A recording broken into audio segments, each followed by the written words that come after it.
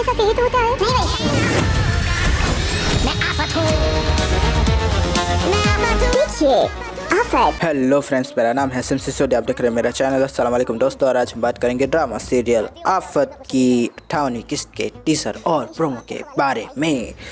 दोस्तों, वही बात है कि हमारी प्यारी सी वरीशा शौक में है, महमूद शौक में है और अफवान रॉक में है। पूरी तरह से मतलब कि एंजॉय कर रहा है सिचुएशंस को, अपने हिसाब से डील कर रहा है, अपने हिसाब से प्लान बना रहा है, अपने हिसाब से जाल कर रहा है, बुन रहा है। और महमूद और वरीशा और महक इस जाल के अंदर फंसते जा रहे।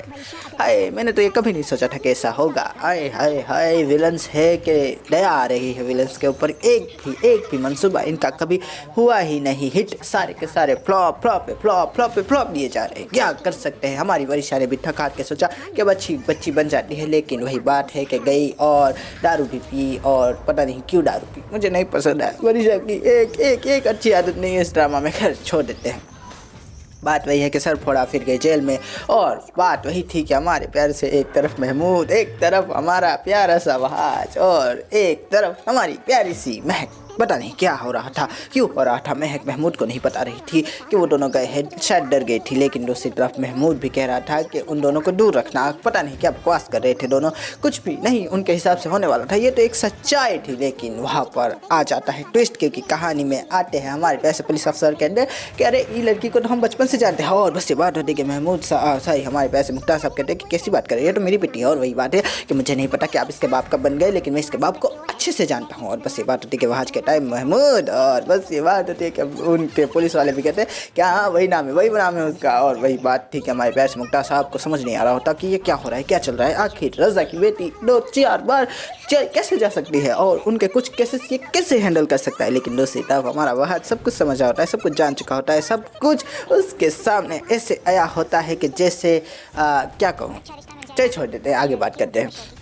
बात क्यों यूँ बढ़ी कि हमारे प्यार से वहाँ ने पुलिस अफसर को कहा कि एक काम करे, मुझे वरीशा से मिलने दे। नहीं, उससे पहले एक काम करे कि चले हमारे प्यारे से महमूद अंकल से मिलने दे। लेकिन उससे भी पहले हम जो बाद में होने वाली उसकी बात पहले करते हैं। जैसे कि हमारे प्यारे से महमूद साहब हमारे प्यारे से मुख्तार साहब अपने बेटे के साथ जैसे ही घर पर जाते हैं, तो अम्मी जान जो कि हमारी प्यारी से वहाज की सास बनने वाली है आगे चल के, मुझे तो ऐसा ही लगता है पर्सनली। महक आती है और कहती है कि कैसे मेरी बच्ची वहाँ कैसे पहुँचे। और बस ये बात होती है कि अब्बाजान कहते हैं कि मुझे तो शर्म आती है, मुझे धिक्कार आता है, मुझे अपने आप पर घिन आती है कि मैंने आपके साथ कैसे उसको जाने दिया, मैंने क्यों उसे नहीं रोक लिया। रजा की बेटी की क्या हालत बना दी है आपने। और बस ये बात होती है कि अम्मीजान कहते हैं कि ये सारा प्लान इसका था, ये वहाज ही गलत कर रहा है, ये वहाज की सही साजिश है। वहाज तुमने आखिरकार मुख्तार साहब पर से हम पर से मुख्तार साहब का भरोसा उठवा ही दिया। लेकिन मुख्तार साहब उसको देखते हुए कहते हुए अभी भी नाटक, शर्म करो। लेकिन महक कहाँ शर्म करने वाली है, वो तो उसकी तो अकल घुटने में ही है, सच में घुटने में। चल छोड़ देते, आगे बात कर लेते।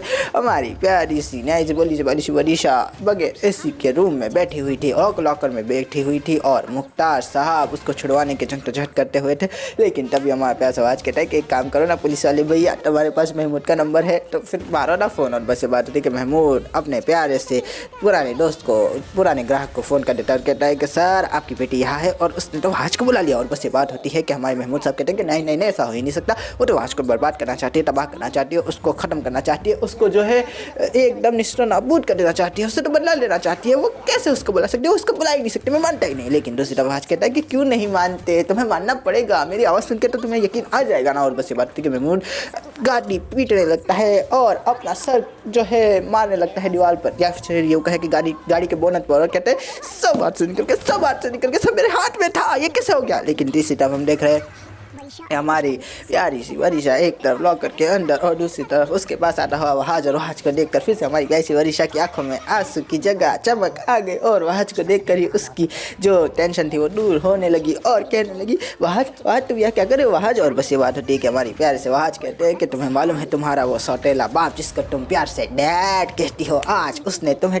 ठुड्डा मार दिया। कहा कि मैं तो इसको जानता ही नहीं हूँ, ये तो मेरी सौतेली बेटी भी नहीं है, मैं तो इसकी माँ से कभी मिला ही नहीं हूँ। और बस ये बात थी कि हमारी हमारी वरिशा ने भी सब कुछ रट्टू टोटे की तरह, पोपट की तरह सब कुछ बोलना शुरू कर दिया। कहने लगी कि मैंने तो कुछ किया ही नहीं है, मैं तो एकदम भोली भाली हूँ, सीधी शादी हूँ, मासूम सी बच्ची हूँ, तुझे मोहब्बत करती हूँ। आज असल बात तो यह है कि मेरे अम्मी और मेरे डैड ने ये सब कुछ किया था। उन्होंने जो कहा मैं करती गई। मैं तो बस एक मतलब कि सादतमंद बेटी की तरह उनकी बात मान रही थी वहाँ। लेकिन वहाँ कहता हुआ कि अच्छी बात है, तुमने अच्छी बात कर ली मुझसे, nice to meet you my Varisha. और बस ये कहकर वहाँ से चला जाने लगता है। लेकिन हमारी पैसे वैसे कहते मेरी बात तो सुनो, आज मैं तुमसे बहुत मोहब्बत करती हूँ, आज रुको ना, मुझे शादी कर लो ना वहाँ, और मुझे मत छोड़ के जाओ वहाँ। लेकिन वहाँ कहाँ सुनने वाला होता है और वरिशा की आंखों में हसरत रह जाती है। ओए ओए ओए मेरी प्यारी वरिशा, पता नहीं कब वहाँ से शादी करेगा। खैर छोड़ देते हैं, बात करते हैं आगे की। अब क्या बात करूँ, सारी बातें तो मैंने कर ली। तो आशा करता हूँ आपको ये रिव्यू पसंद आएगा। अगर पसंद आए तो लाइक कीजिए। वैसे आज के प्लान को मतलब कि डांट देनी पड़ेगी दोस्तों, मुझे नहीं पता था कि वो ऐसा करेगा, झूठ बोलेगा। लेकिन झूठे के साथ तो झूठ बोला जाना काफ़ी मज़ेदार होता है। आज वहाँ ने जो है बाप के खिलाफ बेटी को और बेटी के खिलाफ बाप को कर ही दिया है। दोनों के दिल में निफाक डाल दिया है। बेटी को कहा कि तुम्हारा बाप नहीं आया, बाप को कहा कि तुम्हारी बेटी ने मुझे बुलाया। और बस ये बात होती है कि अब देखते हैं कि महमूद किस तरह से वरिशा के पास जाता है, उसको मनाता है, उसको बताता है कि मैं वो जो वहाँ था वो झूठ बोल रहा था, लेकिन वहाँ झूठ बोल रहा है।